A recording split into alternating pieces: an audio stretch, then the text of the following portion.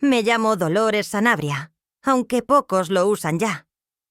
Para la mayoría soy simplemente Doña Lola, o la señora de la casa en Baftahawa con los jazmines en la verja, o la que siempre anda con una rebequita encima, aunque haga calor. Supongo que a cierta edad una deja de ser nombre y pasa a ser sombra, olor, anécdota vieja. Cumplí 77 en febrero, aunque no hubo celebración. Hace tiempo que los cumpleaños se convirtieron en días de inventario más que de festejo. Se cuenta lo que queda, no lo que llega.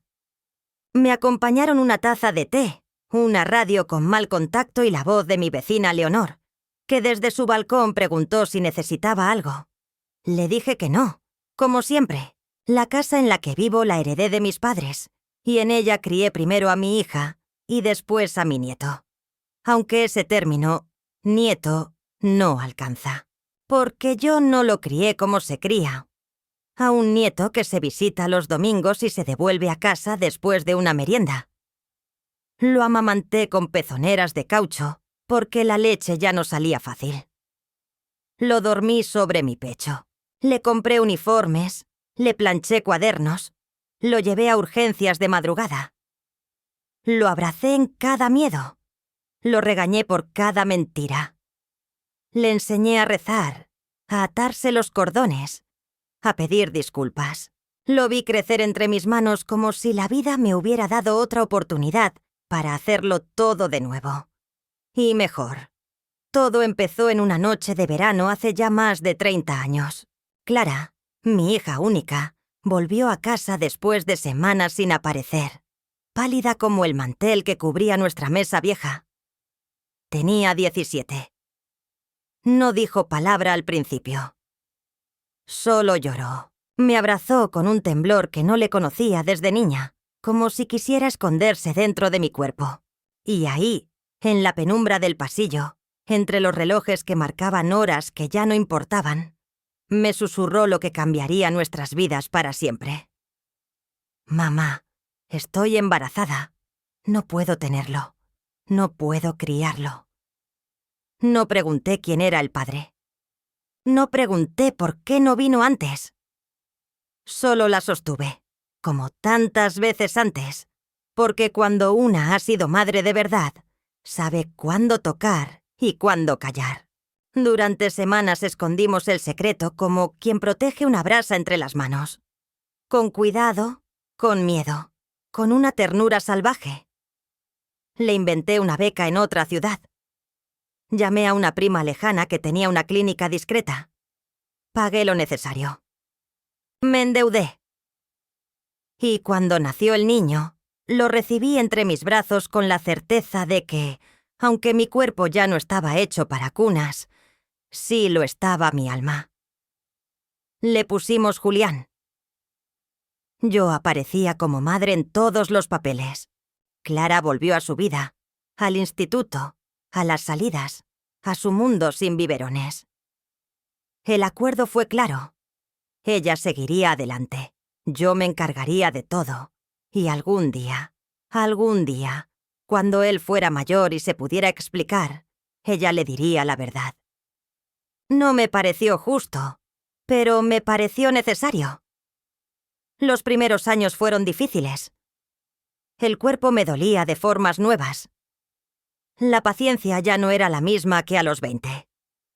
Pero el amor, curiosamente, sí. O quizás era un amor más denso, más sabio. Recuerdo las noches en que se despertaba llorando, y yo ya no tenía fuerzas para levantarme del todo. Así que me arrastraba hasta su cama con una manta sobre los hombros, y lo acunaba allí, de pie, cantando bajito boleros de mi madre. Cuando empezó a hablar, me llamó mamá, sin que nadie se lo dijera. Clara lo visitaba como una hermana, a veces con regalos, a veces con prisa. Él la quería, claro, pero no del modo en que se quiere a una madre. Yo era el rostro que calmaba sus fiebres, el pecho donde se dormía. Yo era su refugio. Con los años vinieron las preguntas. ¿Por qué soy más joven que mis primos? ¿Por qué tú eres mayor que las mamás de mis amigos? ¿Dónde está mi papá? Respondí como pude, con cuentos a medias, con versiones dulces. A veces mentí. A veces lloré cuando él ya dormía. Le inventé un padre que se había ido temprano, como tantos. Pero lo que nunca pude decirle fue la verdad, esa que me quemaba en la garganta cada vez que él me abrazaba y me decía: «Te quiero, mamá». Clara se fue a vivir fuera, a Madrid, luego a Bruselas. Estudió Relaciones Internacionales, se casó con un hombre de apellido compuesto, tuvo otro hijo y reinventó su vida. Vino pocas veces, y cuando venía, lo trataba como a un sobrino. A mí me pedía que siguiera como antes. «Ya llegará el momento», me decía en susurros. Ahora no puedo. Mi entorno no lo entendería. Y yo, tonta de mí, seguía aceptando, creyendo, confiando en que la sangre, al final, tira. Que nadie puede negar para siempre lo que ha sido carne de su carne, pero el tiempo no perdona. Julián creció. Se hizo hombre. Un buen hombre. Con valores, con ternura, con sentido del humor. Se fue a estudiar a Barcelona, luego trabajó en Chile y finalmente volvió a instalarse aquí, cerca. Me llama, me visita, me cuida. Pero cada vez que habla de su madre biológica, que él cree muerta, siento que me muero yo un poco también. Porque he vivido una vida de silencio, de amor escondido, de maternidad en la penumbra. Porque le he dado todo, y aún así vivo con el miedo constante de que un día lo sepa, y no me lo perdone. O peor aún, que me diga que no me cree. Que no me pertenece.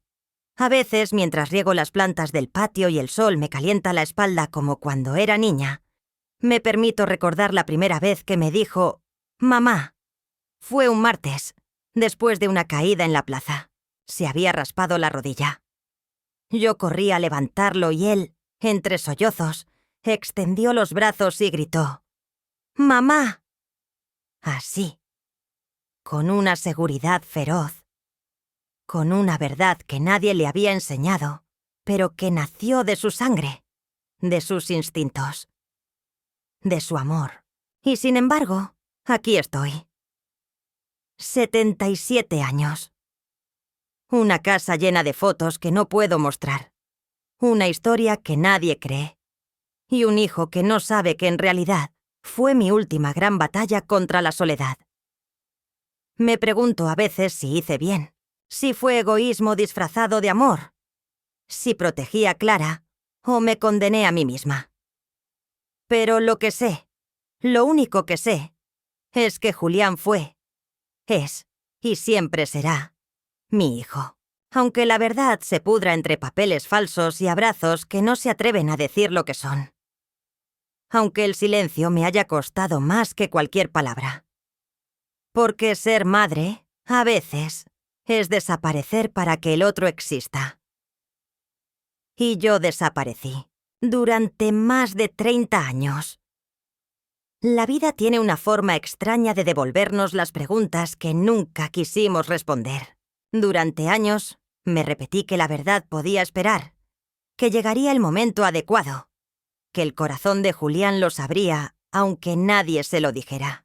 Viví muchos años aferrada a esa idea, como quien sostiene una prenda vieja que ya no abriga, pero aún guarda el olor de quien amamos.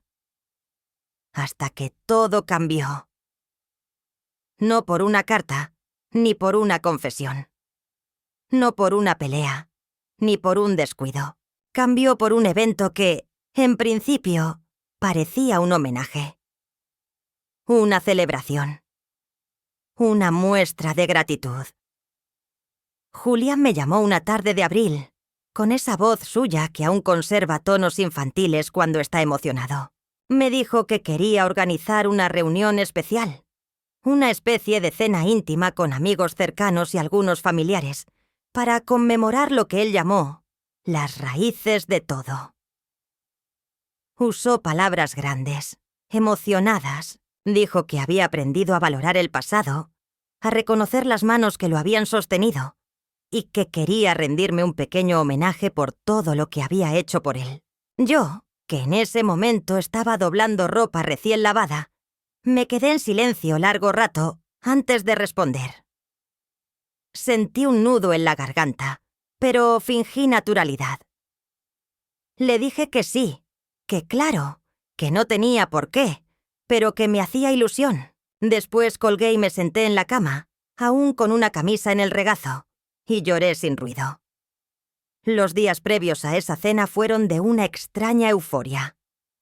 No por la reunión en sí, sino por la idea de que, tal vez, por fin él estaba listo.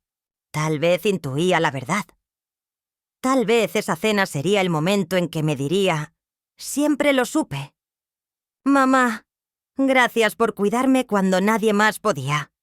Me permití soñar con eso, como quien se asoma a una ventana que lleva años cerrada y siente por fin que entra el aire. Preparé mi vestido con cuidado, uno que había guardado para ocasiones especiales. Fui a la peluquería. Llevé un pequeño regalo para él y para Lucía, su esposa, que esperaba su primer hijo.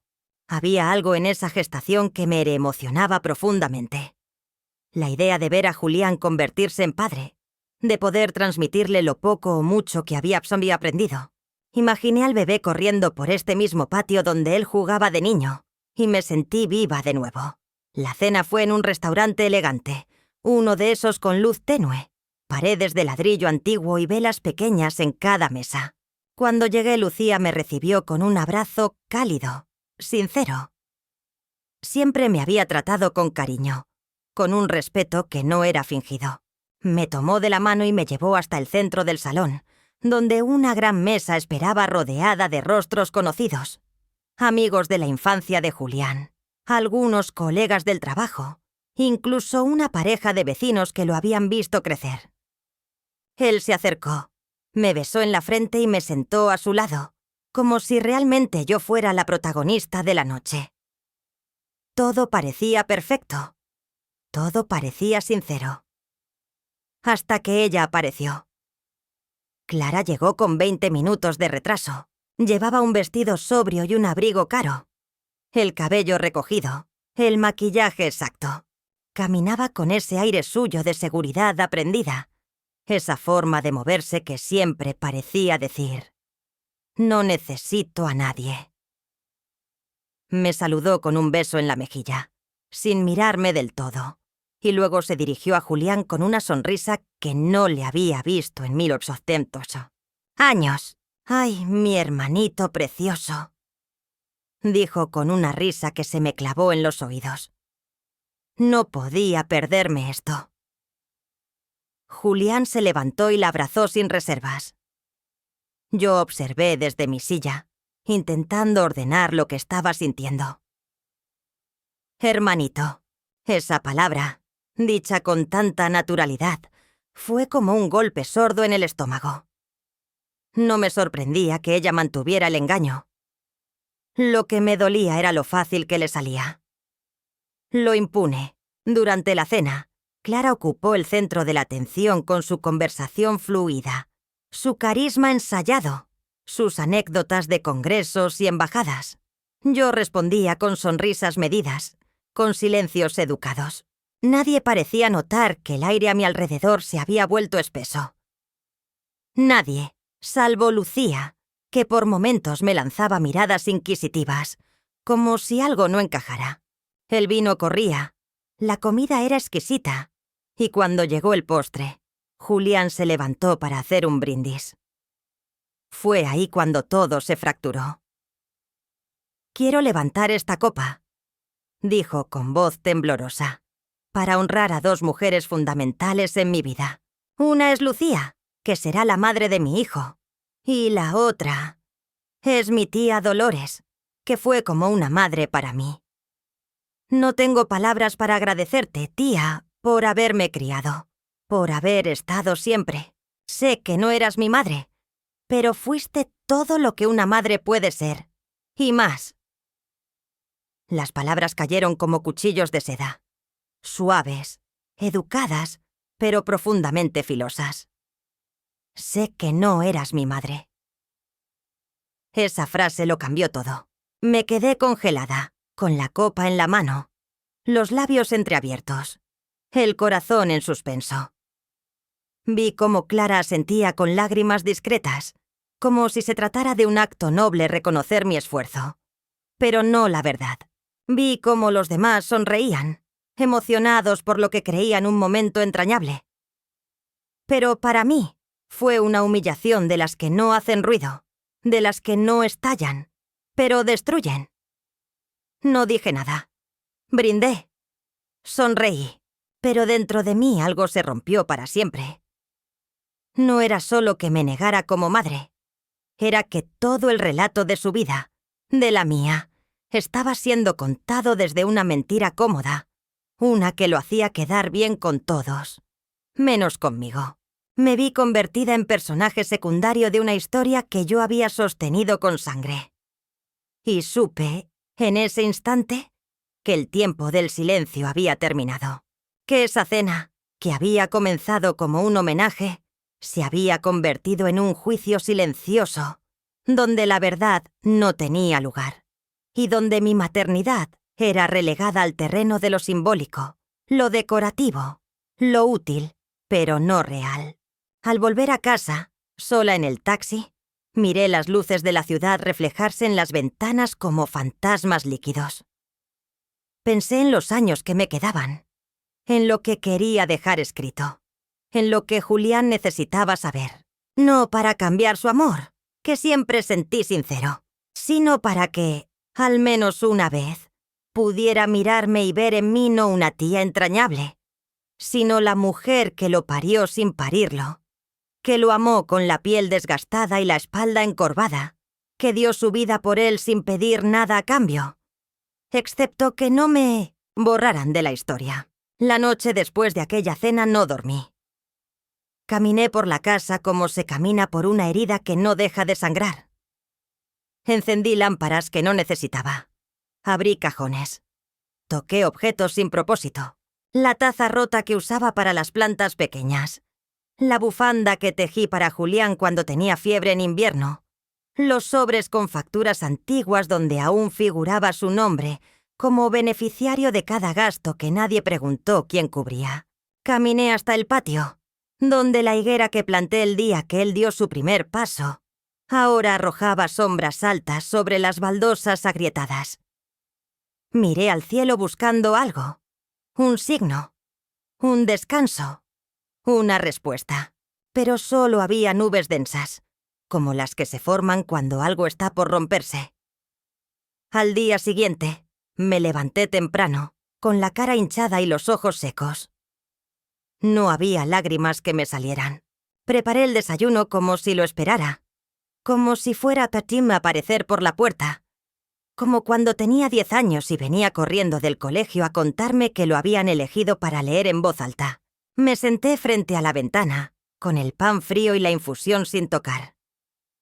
La radio hablaba sola. Hablaban de economía, de lluvias, de una exposición de arte en el centro cultural. Palabras que no lograban colarse en mi cerebro, ocupado en la única pregunta que no podía sacudirme. ¿Por qué? ¿Por qué Clara no dijo nada? ¿Por qué aceptó ese papel de Orbe hermana sin dudarlo? ¿Y por qué Julián, mi niño, no sospechó nunca? Durante semanas fingí estar bien. Lucía me llamó varias veces para te hablar del embarazo, para contarme que el bebé se movía, que el médico dijo que todo iba perfecto.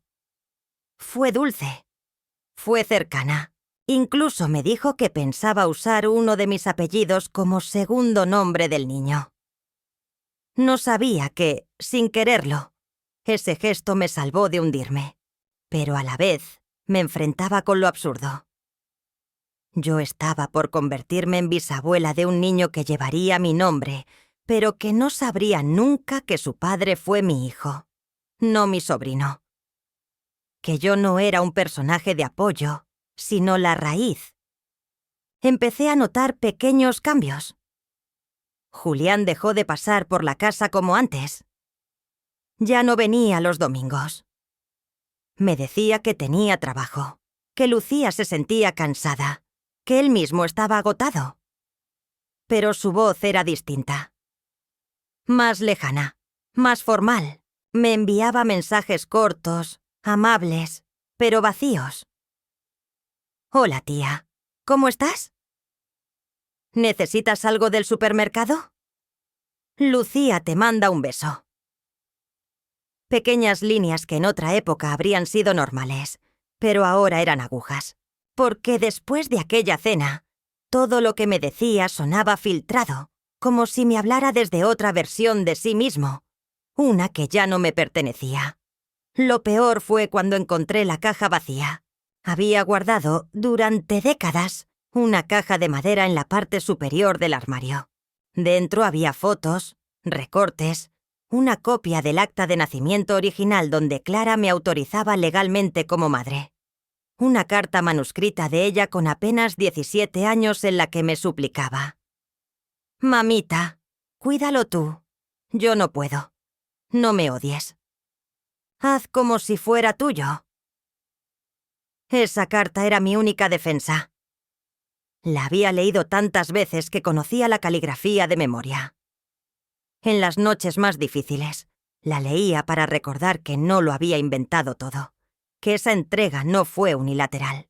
Y sin embargo, una tarde en que sentí la necesidad de verla, de tocarla, abrí la caja y no había nada. Busqué por toda la casa. Abrí cada estante, moví muebles, saqué cajones, revisé papeles antiguos. No estaba. Todo lo que era prueba, testimonio, memoria tangible, había desaparecido. Al principio pensé que había cometido un error, que la había movido sin querer. Pero algo dentro de mí sabía la verdad. Clara había pasado por la casa unas semanas antes, con la excusa de revisar unos documentos fiscales. Se encerró en el despacho y dijo que necesitaba privacidad. Estuvo 2 horas. Se fue sin almorzar. Y ahora, la caja estaba vacía. Ese fue el primer derrumbe real.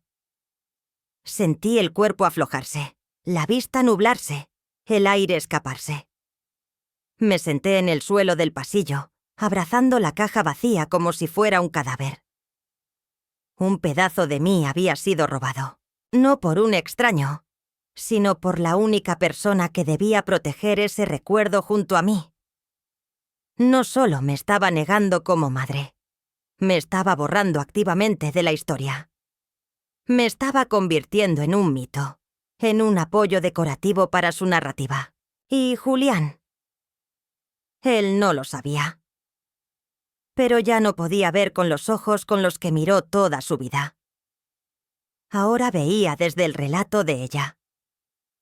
Empecé a caminar por el barrio sin rumbo, buscando no ver a nadie conocido. Me escondía detrás de gafas oscuras que nunca usaba, bajaba la cabeza, evitaba los parques donde jugábamos, los cafés donde nos sentábamos a mirar gente y hacer adivinanzas.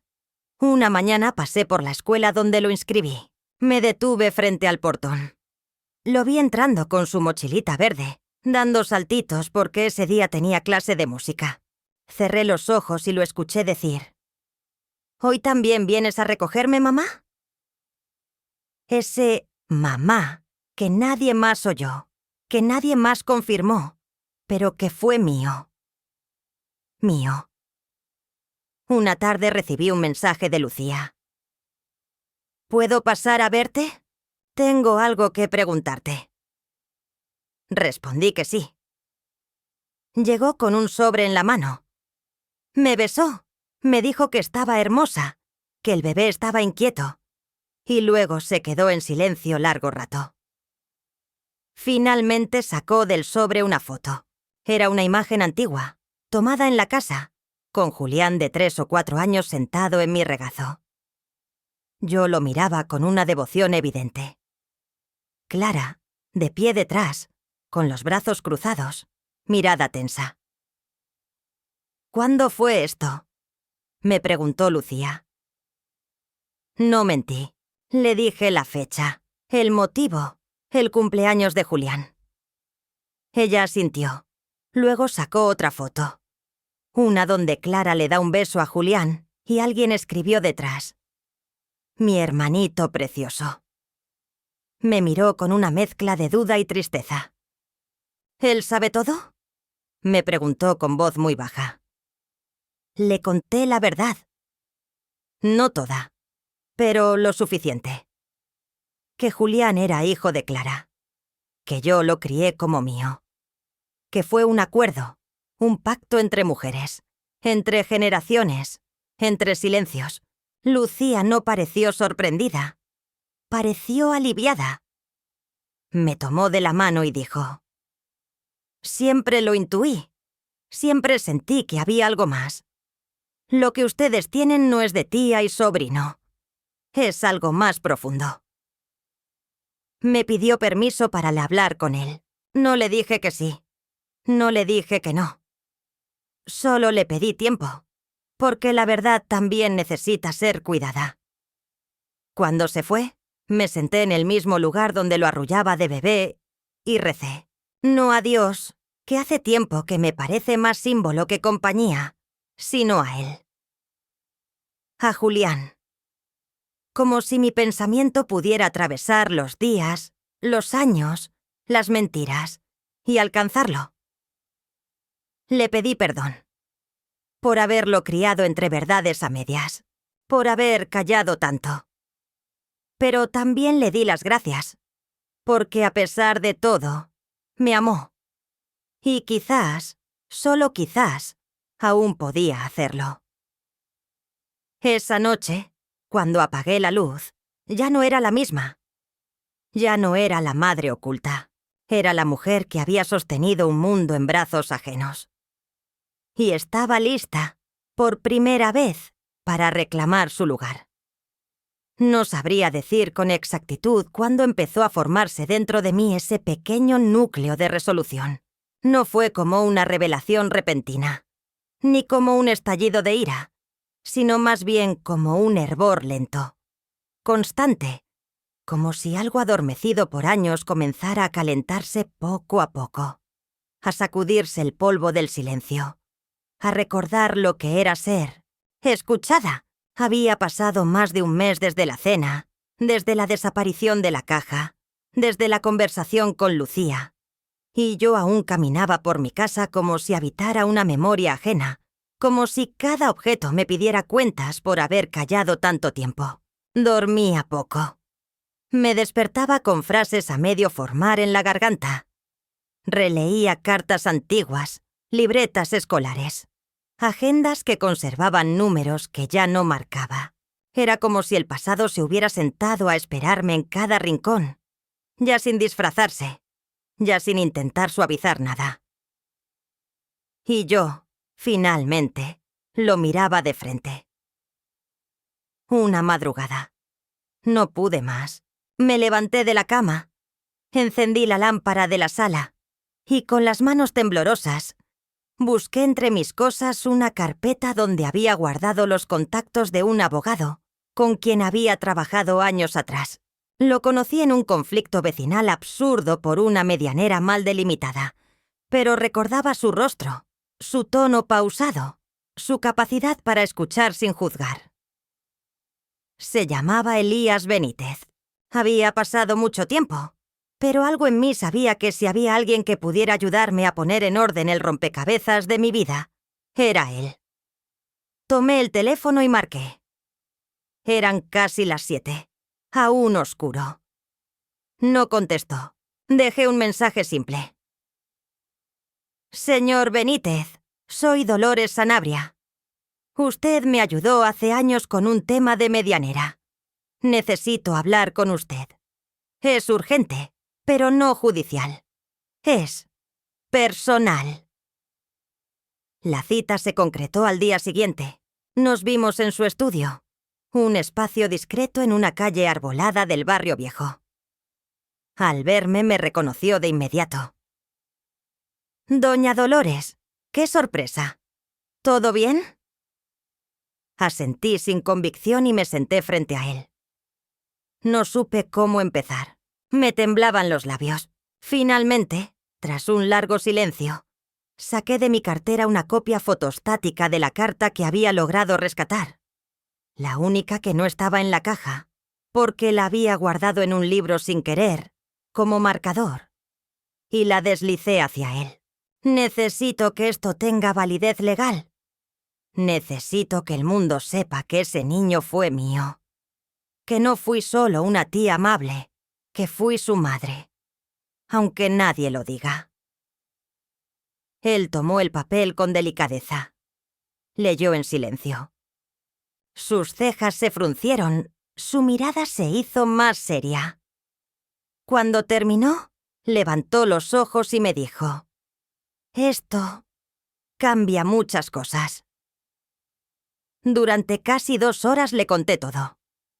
No como un relato legal, sino como una confesión que por fin encontraba un oído dispuesto.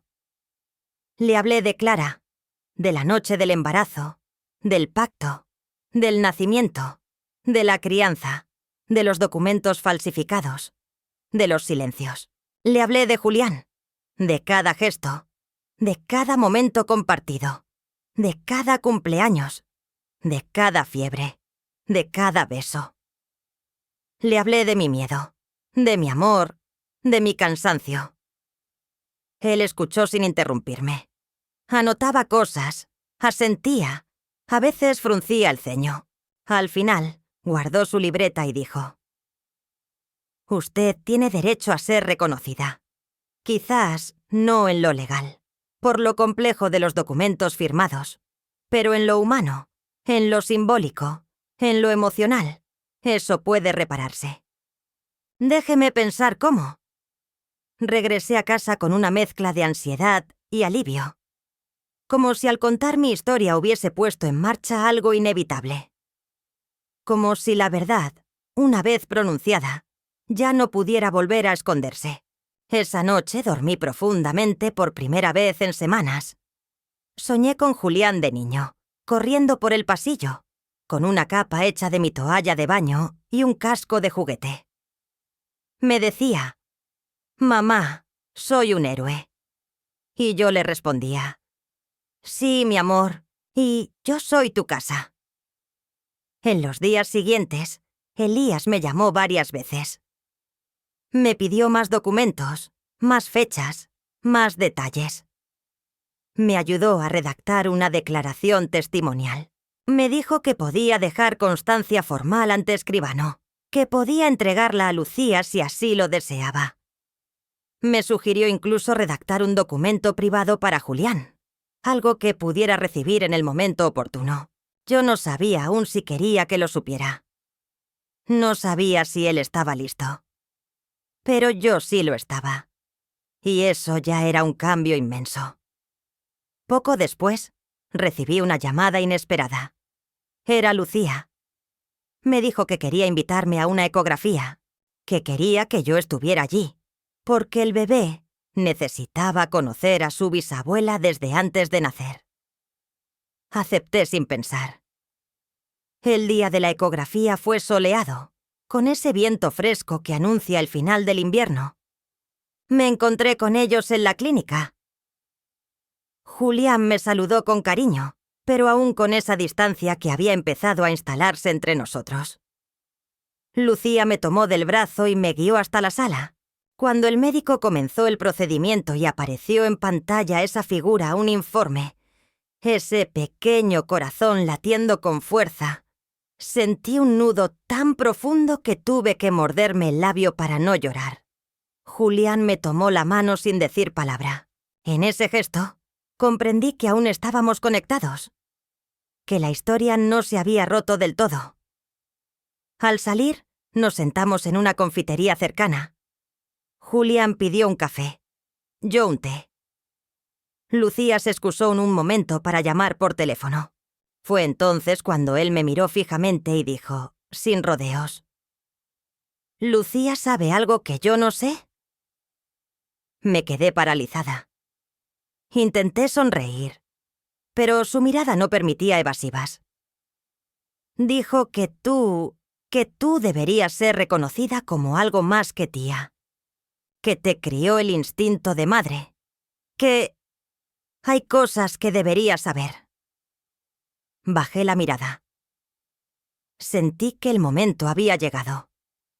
Que la vida, por fin, me colocaba frente a la decisión que había postergado tantos años. Le respondí con voz baja pero firme.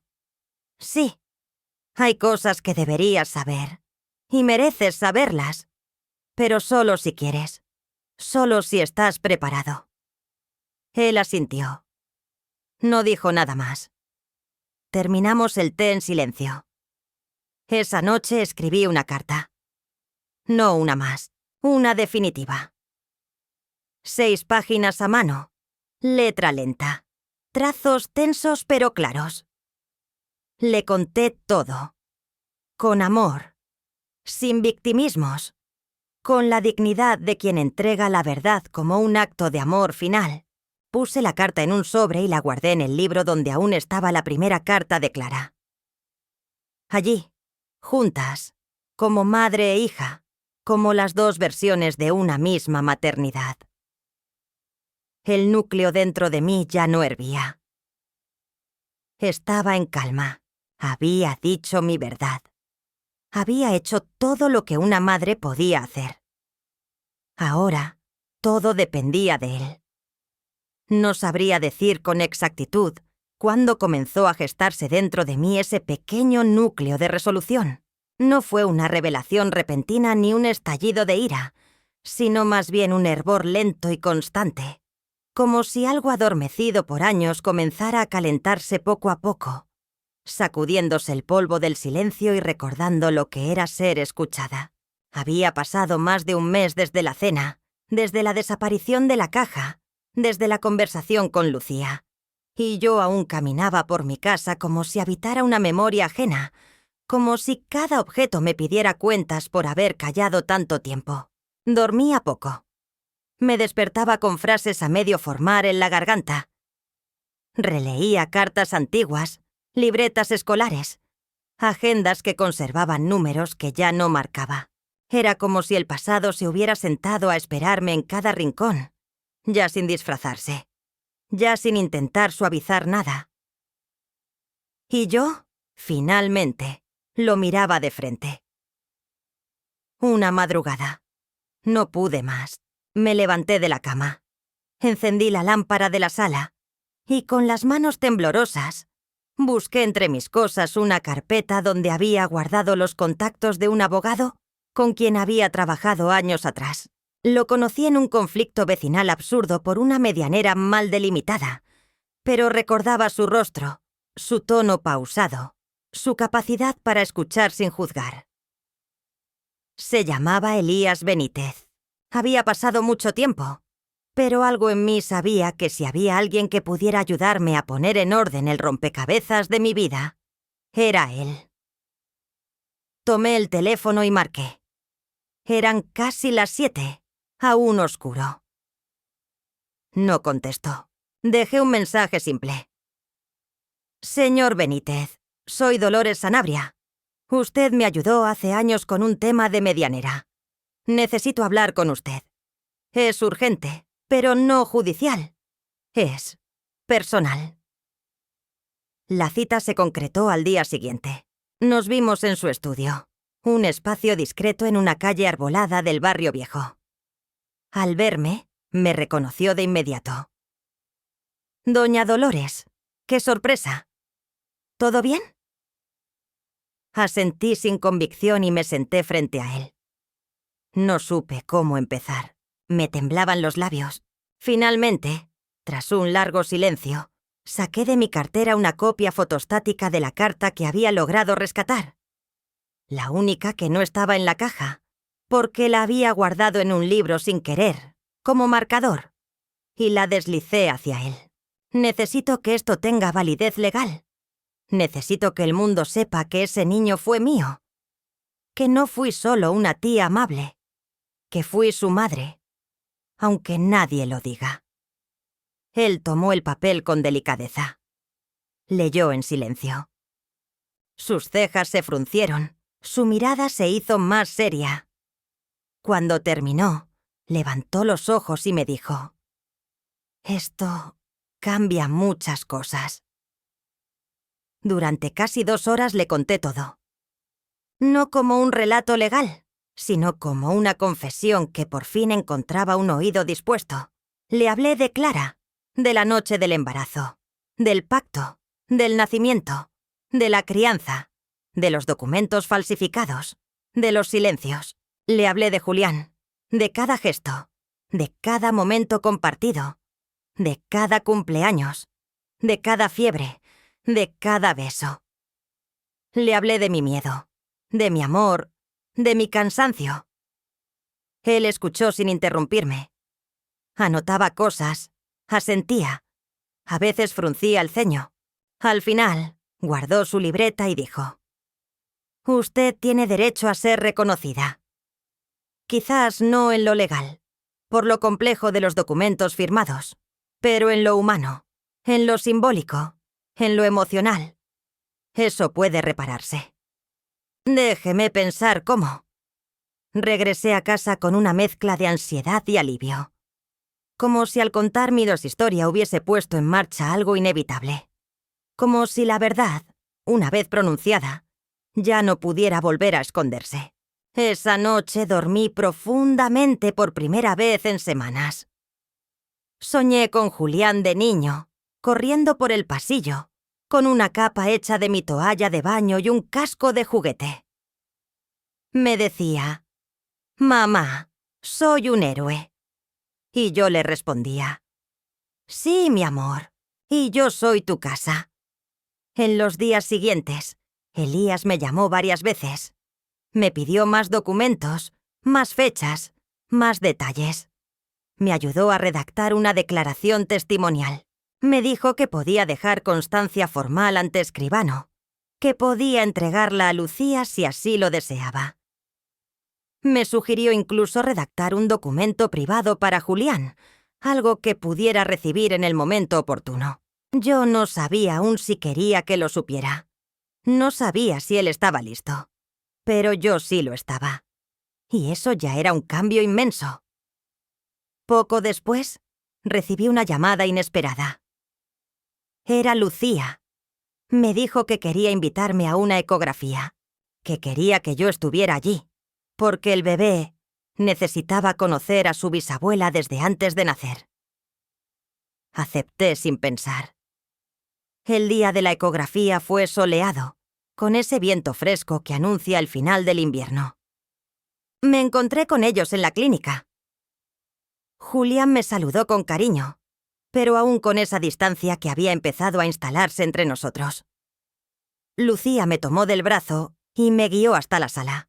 Cuando el médico comenzó el procedimiento y apareció en pantalla esa figura, un informe, ese pequeño corazón latiendo con fuerza, sentí un nudo tan profundo que tuve que morderme el labio para no llorar. Julián me tomó la mano sin decir palabra. En ese gesto, comprendí que aún estábamos conectados, que la historia no se había roto del todo.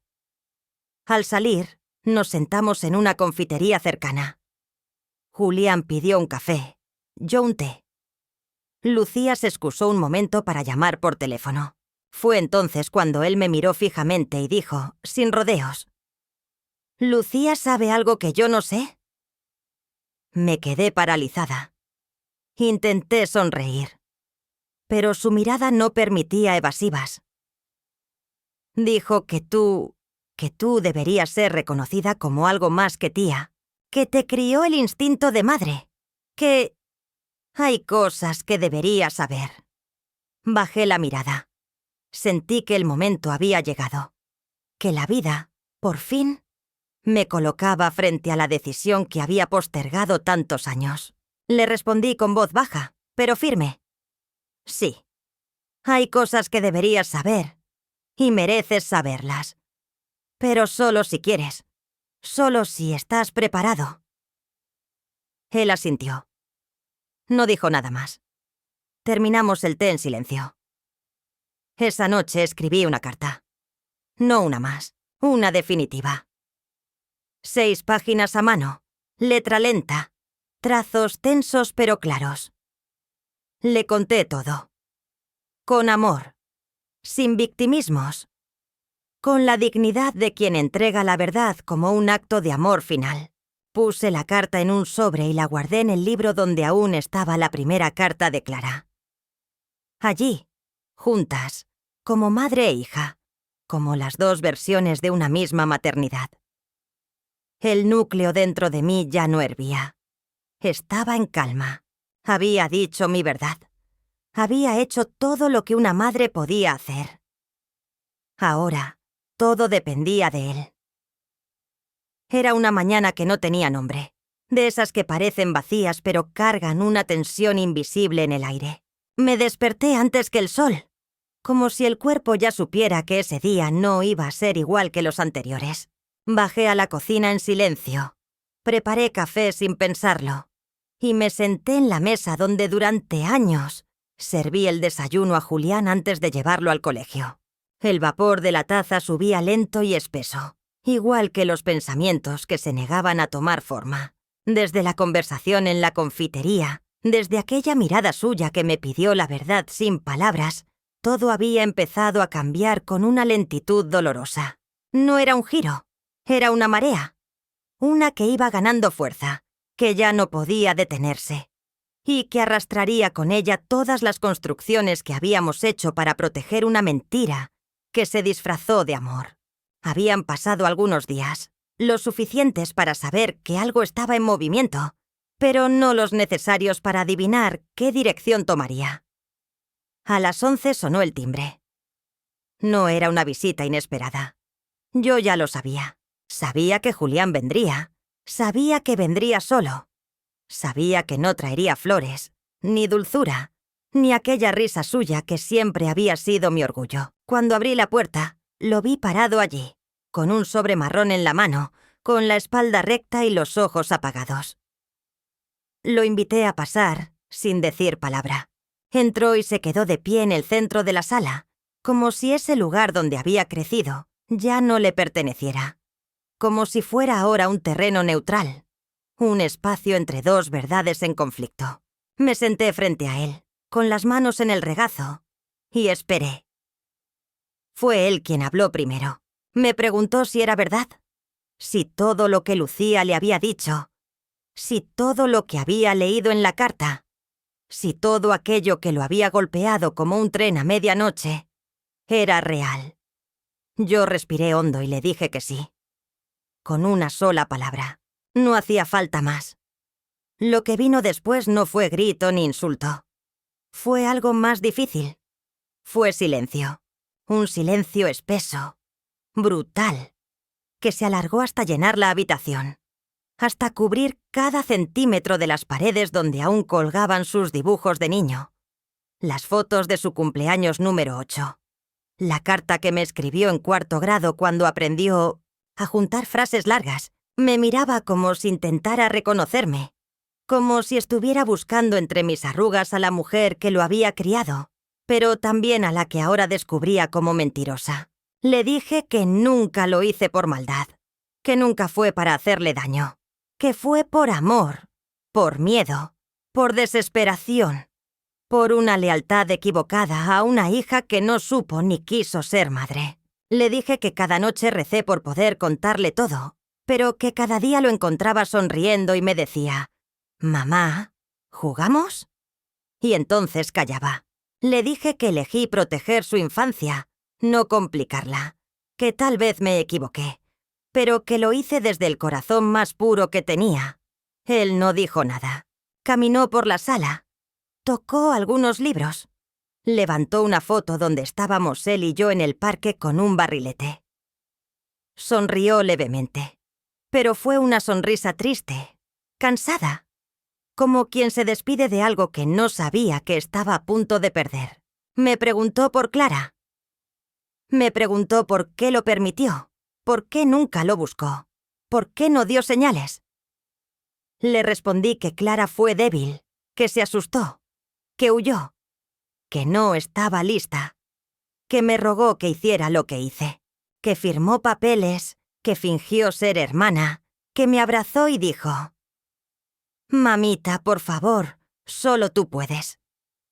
Le dije que guardé cada uno de esos momentos, que los envolví como regalos en mi alma, esperando que algún día él pudiera verlos sin odio. Y entonces, por primera vez, me habló con dureza.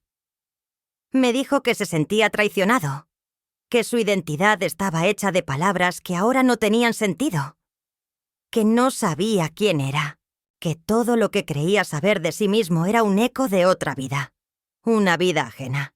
Me dijo que me amaba, pero que necesitaba tiempo, que no podía abrazarme como antes, que no podía mirar a Clara, que no podía ni respirar sin sentir que algo le fallaba por dentro. Y yo asentí, porque no esperaba menos, porque la verdad no se regala, se enfrenta. Y en su dolor, yo vi al hombre que crié, no al niño confundido. Vi su temblor, pero también su valentía. Pasaron horas. Hablamos de todo, de su infancia, de mis sacrificios, de cómo aprendí a cambiar pañales con manos artríticas, de cómo vendí el anillo de mi madre para pagarle una bicicleta, de cómo lloré en silencio cada vez que me llamaba tía frente a otros, porque entendía que él no lo sabía. Le mostré las libretas de sus años escolares, las cartas que Clara me escribió desde Europa, las notas de voz donde me pedía no decir nada. Le mostré el testamento que había cambiado hacía poco, donde lo reconocía como hijo, y le dejaba la casa. Le mostré mi alma entera, sin defensas. Al anochecer, dijo que debía irse. Se levantó, me besó en la frente y susurró: «No sé qué soy ahora, pero sé que no soy el mismo. Y tú tampoco». Y se fue. Cerró la puerta despacio, sin golpe, sin drama, pero con una decisión que dolía. Me quedé sentada un largo rato. Luego me levanté, apagué las luces y subí a mi habitación. Me acosté vestida, sin lágrimas, sin sueño, solo con la certeza de que el amor, ese amor real, a veces exige rupturas para ser completo. No sé cuánto tiempo pasará hasta que vuelva. No sé si volverá igual, pero sé que esa noche, en medio del dolor, Julián me vio por primera vez no como tía, ni como mártir, sino como madre. Y eso, aunque me haya costado todo, fue suficiente. Porque la verdad, al fin, nos había liberado. A los dos. Los días siguientes fueron largos, silenciosos, como esas horas de la madrugada en que la ciudad respira apenas, en que uno camina por la casa y todo parece contener la respiración. Me costaba encontrar sentido a las rutinas. Preparaba el té, regaba las plantas, doblaba toallas con un cuidado que rozaba lo absurdo. La espera no tenía nombre, no tenía fecha, pero pesaba. Pesaba como pesan los cuerpos que ya no se abrazan, como pesan las palabras que no se dijeron a tiempo. Julián no volvió en una semana. Tampoco llamó. Pero yo no lo culpé. Sabía que necesitaba espacio. Sabía que había crecido en una estructura que ahora se había desmoronado de golpe y que no era fácil caminar sobre los escombros. La verdad que le entregué no era una ofrenda. Era una herida abierta. Y cada uno necesita su propio tiempo para sanar. Clara sí llamó. 3 veces. No contesté.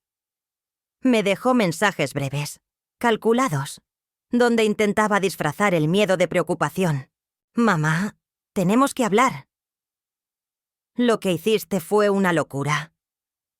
Esto puede arruinarle la vida». No respondí, porque ya no era su cómplice, porque después de tantos años callando por ella, por fin me pertenecía a mí misma. Ella había elegido el olvido. Yo había elegido la memoria. Y aunque ambas decisiones dolieran, la mía al menos tenía rostro. Nombre. Huellas. Una tarde, recibí una carta. No era de Clara. Era de Julián. No tenía membrete, ni florituras, solo una hoja doblada, escrita de su puño y letra, como cuando era niño. Me dijo que estaba bien, que necesitaba entender muchas cosas, que hablaba con Lucía, que revisaba fotos, videos, recuerdos, y que había noches en que lloraba sin saber si era por rabia o por alivio. Me dijo que había leído mi carta muchas veces, que al principio le ardía, pero que luego le daba paz, que me veía en cada frase, que reconocía mi voz entre las letras, que no podía prometerme nada aún, pero que no pensaba alejarse, que me necesitaba, que su hijo, porque ya sabían que sería un niño, nacería en primavera, y que quería que yo lo sostuviera primero, como lo hice con él. Leí esa carta 3 veces. La primera lloré. La segunda, reí. La tercera la besé. Luego la guardé en la caja que antes estuvo vacía, la misma donde había guardado su historia robada. Ahora volví a estar llena. No de pruebas. De verdad. Desde entonces, la vida no volvió a ser como antes. Pero encontró otra forma. Una forma más honesta, menos perfecta, más real. Julián viene a verme los fines de semana. A veces solo, a veces con Lucía. Me cuenta cosas del trabajo. Me muestra el crecimiento del bebé con esas aplicaciones modernas que no entiendo. Pero disfruto. Me pregunta por recetas. Me observa con atención nueva. Como quien mira un paisaje familiar, pero descubre detalles que nunca había notado. A veces me llama mamá, sin darse cuenta. Otras veces lo evita. Yo no lo corrijo. No lo apuro, porque no me debe palabras. Me debe existencia. Y eso ya me lo dio. Clara vino un día. Tocó la puerta sin avisar. Tenía el rostro tenso, el andar inseguro. Nos sentamos en la cocina. No hablamos mucho. Me preguntó si estaba feliz con lo que hice. Le respondí que no fue por felicidad. Fue por justicia. Me dijo que la expuse. Le dije que fue ella quien se escondió. Se levantó al poco rato. Antes de irse, me dijo: «Siempre fuiste mejor madre que yo. Tal vez eso fue lo que nunca te perdoné». Y se fue. No lloré. No sentí triunfo. Solo sentí una paz que no conocía. Como si algo, finalmente, se hubiera cerrado. Ahora escribo estas líneas sentada en el patio, bajo la higuera, la misma que planté cuando Julián dio su primer paso. Miro las hojas moverse con el viento. Miro al gato dormido en la sombra. Miro el portarretrato que tengo sobre la mesa, con una nueva foto. Julián, Lucía y yo, juntos, con una pancita asomando y una sonrisa compartida. No es la foto perfecta, pero es verdadera. Y eso, a mi edad, vale más que cualquier otra cosa. Hay heridas que no cierran, pero dejan de sangrar. Hay verdades que no salvan, pero al menos iluminan. Yo no fui madre por derecho. Fui madre por amor, por elección, por resistencia. Y aunque durante años me negaron ese título, ahora sé que nadie me lo puede quitar. Fui su madre. Soy su madre. Y eso es para siempre.